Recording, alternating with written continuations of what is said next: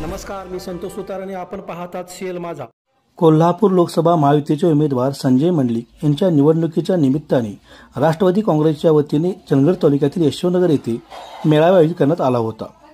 या मेळाव्याला मार्गदर्शन करताना उद्योगमंत्री उदय सामंत म्हणाले की हलकर्णी, शेंद्री व आजरा एमआयडीसीतील उद्योग आणण्यासाठी प्रयत्न करणार असून स्थानिकांना प्राधान्य देणार.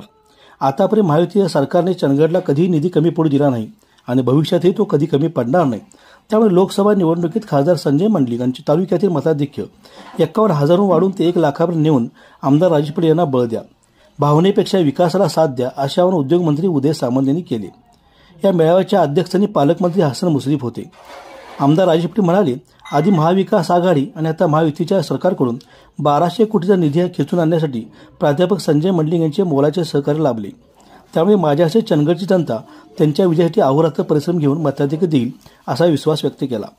प्राध्यापक संजय मंडलिक म्हणाले, काही नेत्यांनी आपला स्वार्थ साधण्यासाठी केवळ छत्रपती शाहू महाराजांना पुढे करून त्यांना बळीचा बकरा करण्याचा प्रयत्न केल्याचे असले सांगत आमदार सतीश पाटील यांचा खरपूस समाचार घेतला.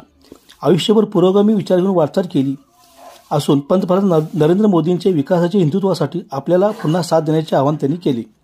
पालकमंत्री हसन मुश्रीफ म्हणाले, आम्ही घेतलेली भूमिका ही जनतेच्या हितासाठी असून निधीसाठी तडजोड केली असल्याचे सांगितले.